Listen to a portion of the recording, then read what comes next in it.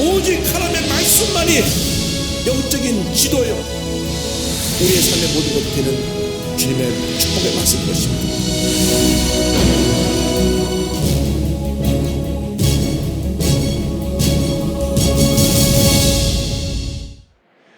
오늘 마가복음 14장 32절 이하의 말씀 가지고 겟세마네에서의 기도를 주제로 해서 말씀을 공부합니다.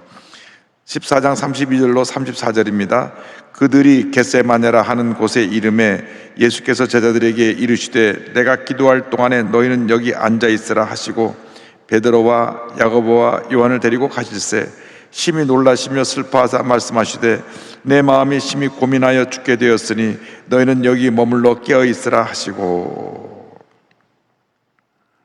이 감람산에 겟세마네라고 하는 곳이 있습니다. 겟세마네 동산이라고 부르는데, 이 감람산은 올리브 나무가 많아서 올리브산, 감람산이라 부르는데, 왜 우리 성경에는 감람산으로 기록되었느냐? 처음 성경을 번역할 때 성경 번역하는 사람이 이 번초학, 그러니까 식물학을 공부하지 않은 사람들이었기 때문에 중국의 나무 가운데 올리브나무랑 비슷한 나무가 감람나무입니다. 그래서 감람나무라 그러는데, 원래 번초학으로 따지면 감람나무하고 올리브나무는 모양은 비슷한데 종류가 다른 나무입니다. 그래서 성경에 감람나무로 기록되어 있지만 올리브나무라고 우리가 기억하면 좋겠습니다. 그래서 올리브나무가 많은 그 산이 감람산인데, 곳곳에 이 올리브 열매를 따다 짜서 그 올리브 기름으로 식용으로 또 약용으로 여러 가지 것들을 만들어냈는데 기름 자른 틀이 많았습니다. 근데 겟세마네라는 뜻이 기름 자른 틀이라는 뜻입니다. 기름 자른 틀.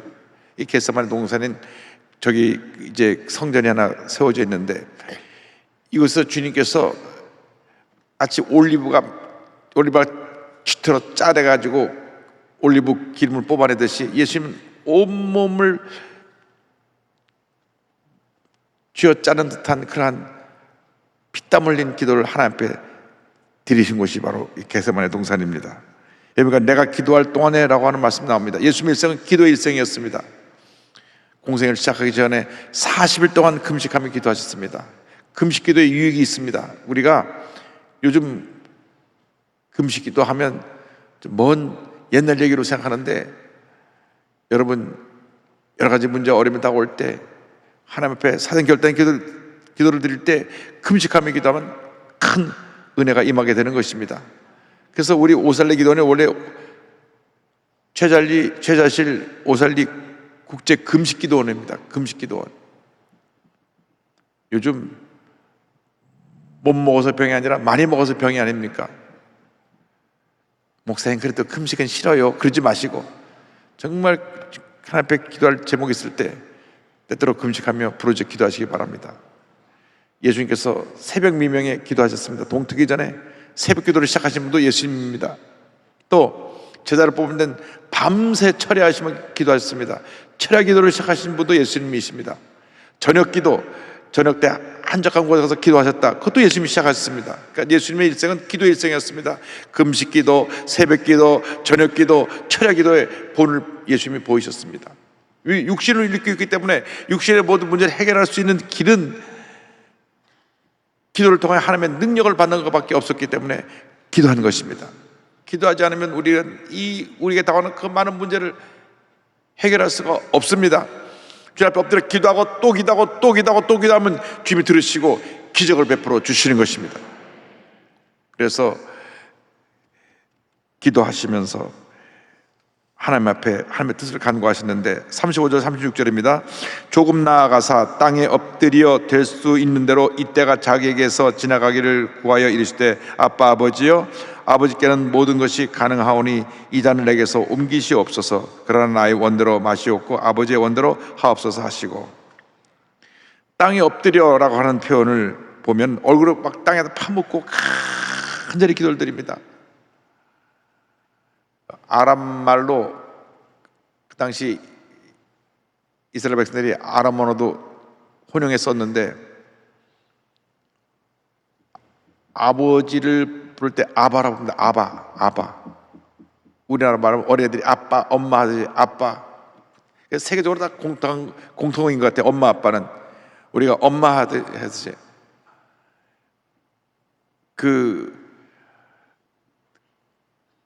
유럽에서는 맘마, 마마, 엄마, 빠빠, 아빠, 엄마, 아빠를 정말 어린애 같은 마음으로 부른 것입니다. 아빠, 아버지요, 이 잔을 내게서 옮겨 주옵소서. 이 고난의 잔을 내가 마시지 않을 수 있으면 그렇게 하여 주옵소서. 왜? 육신이 갈갈기 찢겨지고 피를 흘리며 돌아가신 그 너무 고통의 것을 주님이 이미 보시고 하셨어요. 그런데 그것은 육신을 입고 있을 때 자신의 희망사항이었지만은 그 다음 하나님 앞에 말씀합니다. 기도드립니다. 내 뜻대로 하지 마옵시고 주의 뜻대로 되기를 원합니다. 우리의 모든 기도는 내 뜻이 아니라 주님의 뜻이 이루어지게 하여 주옵소서. 이렇게 기도가 되어야 합니다. 주의 뜻을 이루어 주옵소서. 여러분 일생의 기도가 주님의 뜻이 이루어지는 그러한 기도를 드리는 기도가 되기를 바랍니다. 기도 일생이 되기를 바랍니다. 내 뜻대로 기도하면 우리의 믿음이 어리고 연약할 때는 가끔 그 기도를 들어주시는데 믿음이 성숙한 다음에 안 들어주세요. 주님의 뜻을 이루기 위한 기도를 들어주시고 그 기도를 통해서 주님의 뜻을 이루기 때문에 언제나 우리의 기도는 주님의 뜻이 이루어지기를 원합니다. 할렐루야. 내 개인에, 내 가정에, 내 자녀들에게, 내 직장에, 내 사업에, 내 하는 모든 일에 주님의 뜻이 이루어지기를 원합니다. 내 뜻이 아니라 주님의 뜻이 이루어져서 나에게 맡긴 그 귀한 사명을 감당케 하여 주시옵소서. 하나님의 뜻이 이루어지기를 기도하시기를 바랍니다. 37절로 41절입니다. 돌아오사 제자들이 자는 것을 보시고 베드로에게 말씀하시되 시몬아 자느냐? 내가 한 시간도 깨어있을 수 없더냐? 시험에 들지 않게 깨어있어 기도하라. 마음에는 원이로되 육신이 약하도다 하시고 다시 나아가 동일한 말씀으로 기도하시고 다시 오사 보신즉 그들이 자니 이는 그들의 눈이 심히 피곤함이라. 그들이 예수께 무엇으로 대답할 줄을 알지 못하더라. 세 번째 오사 그들에게 이르시되 이제는 자고 쉬라. 그만되었다. 때가 왔도다. 보라 인자가 죄인의 손에 팔리느니라.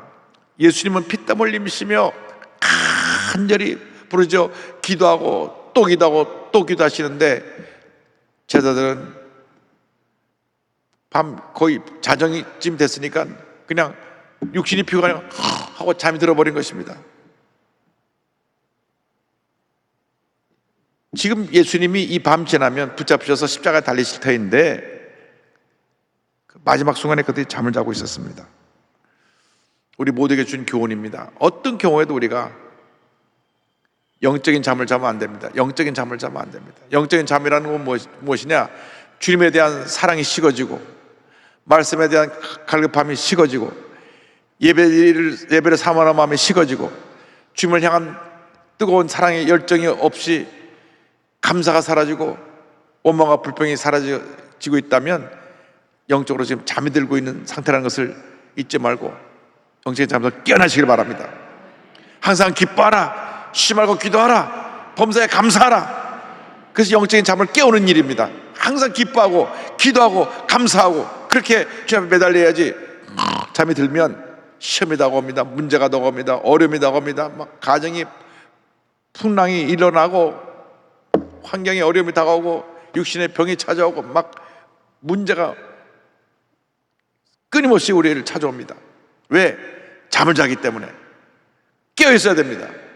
예수님의 제자들이 마지막 순간에 이 잠을 잤다고 하는 것은 참으로 안타까운 일입니다. 그러나 예수님의 수제자들뿐 아니라 우리도 똑같이 신앙의 열정을 잃어버리고 있다면 잠이 든 상태라는 것을 잊지 말고 늘 깨우시기 바랍니다. 예배를 통해서 잠을 깨우고 기도를 통해서 잠을 깨우고 찬양을 통해서 잠을 깨우고 잠을 깨우시기 바랍니다. 그래서 늘 여러분 영적으로 깨어 있어야 돼요. 늘 영적으로 깨어 있어야 됩니다. 자꾸 깨워야 되는 겁니다. 영을 깨워야 되는 것입니다. 영을 깨워야 돼요. 그리고 마음이 조금 답답하고 마음에 주님의 은혜가 갈급한 마음이 생겨날 때는 찬양 사역들이 잘 찬양하는 찬양을 듣습니다. 우리나라에 찬양 사역하는 분들이 많이 있습니다. 근데 정말 그 찬양을 들으면 감동이 돼요.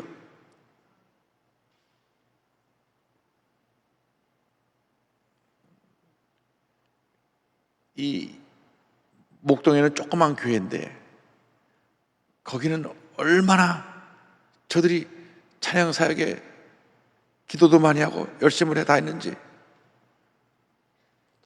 들어가 보니까요, 그 찬양하는 찬양을 어저께 현재로 1370만 명이 봤어요. 별로 안 놀라신데? 우리나라 지금 현재 백신 다 맞은 사람이 1000만 명도 안 돼요. 1000만 명밖에 안 되는데 이 찬양을 들은 사람이 1370만 명이 그 찬양을 들은 거예요. 그 조그만 교회. 그 찬양 듣는 사람이 목사도 아니고 전도사도 아니에요. 평신도예요. 그냥 하나님께 자기가 사명을 받아갖고 은혜를 받아가지고 울면서 찬양해요. 그러니까 그 찬양을 본 사람들이 다 감동이 오는 거예요. 별로 반응이 없으신데 저는 굉장히 감동돼서 말하는데, 제가 가르쳐드리고 유튜브에 한성교회라는 거 한번 쳐보시고 들어가 보세요. 그러면 금요 성령 집회 그래가지고 찬양이 막 살아요. 제가 그걸 보고 굉장히 은혜 받으면서 기도합니다. 우리의 찬양사도 그렇게 수천 수만의 사람을 감동시키는 찬양이 되게 하여 주옵소서.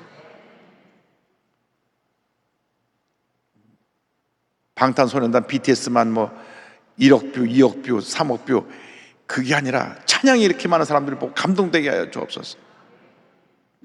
영적으로 깨어나려면 찬양이 살아있어야 되고 기도가 살아있어야 되고 말씀이 살아있어야 되는 것입니다.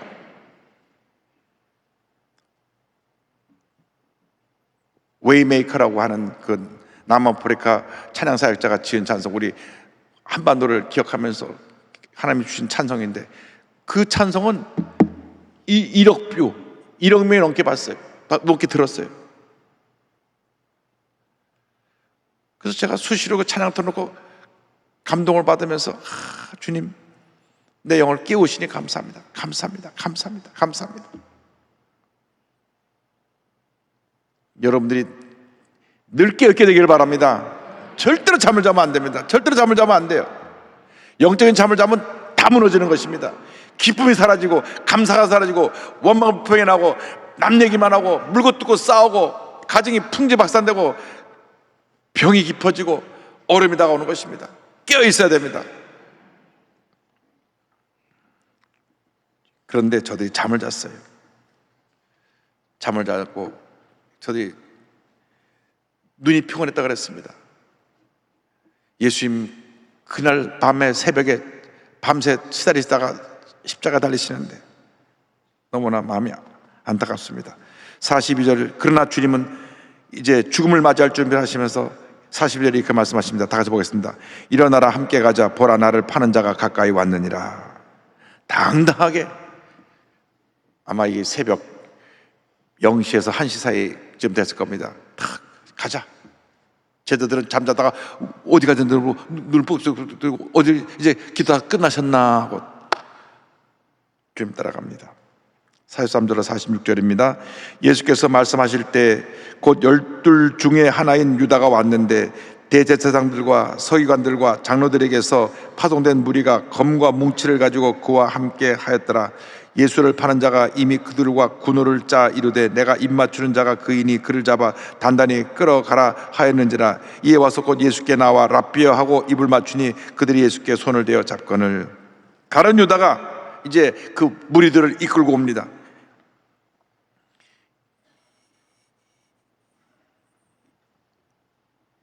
칼과 몽둥이들을 들고 예수님을 잡으러 옵니다. 예수님이 이렇게 위험한 그런 인물이 아닌데 예수님을 잡으려고 무장한 그러한 무리들을 끌고 왔습니다. 그리고 가룟유다가 예수님 앞에 와서 랍비여 하고 예수님 뺨에다 입을 맞춥니다. 예수님은 자기가 그렇게 3년 반 동안이나 사랑하고 재정을 다 맡겼던 그 가룟유다가 은 30냥에 자기를 팔아서 넘기는 것을 담담하게 다 감당하셨습니다. 여러분, 가장 가까웠던 친구가 배신해서 그렇게 자기를 갖다 파멸시키는 대로 끌고 갔다면 얼마나 그 마음의 분노가 컸겠습니까? 너 나한테 이럴 수 있어? 그러나 주님은 그 고난의 십자가를 그냥 묵묵히 감당하십니다. 그 옆에 베드로가 있다가 허리에 짤막한 검을 갖고 있었는데 그걸 들어서 대상의 귀를 치니까 피하다가 귀가 잘라져 나갑니다. 그 대제사장 종의 이름이 말고입니다. 47절입니다. 곁에 서 있는 자 중에 한 사람이 칼을 빼어 대제사장의 종을 쳐 그 귀를 떨어뜨리니라. 베드로가 자기 스승님을 붙잡으니까 칼을 빼서 쳤는데 예수님이 얼른 그 귀를 다시 하고 쓰러진 그 말고의 귀를 붙여서 고쳐주십니다. 누가복음 22장 51절에 그 내용이 나옵니다. 예수께서 일러 이르시되 이것까지 참으라 하시고 그 귀를 만져 낫게 하시더라. 48절부터 50절까지 다 같이 보겠습니다. 예수께서 무리에게 말씀하여 이르시되 너희가 강도를 잡는 것 같이 검과 몽치를 가지고 나를 잡으러 나왔느냐? 내가 날마다 너희와 함께 성전에 있으면서 가르쳤을 때 너희가 나를 잡지 아니하였도다. 그러나 이는 성경을 이루려 함이니라 하시더라. 제자들이 다 예수를 버리고 도망하니라. 너희들이 내가 성전에서 가르칠 때는 가만히 있다가 이 밤에 이렇게 칼과 몽대를 들고 왔느냐? 성경에 내가 고난당할 것을 이루기 위해서 너희들이 온 것을 내가 아니기 때문에 내가 그 뜻을 이루기 위해서 너희에게 잡혀가겠다, 잡혀가노라. 이 모습을 보자 절대로 예수를 부인하지 않겠다고 하던 제자들이 뿔뿔이 흩어서 도망을 갑니다.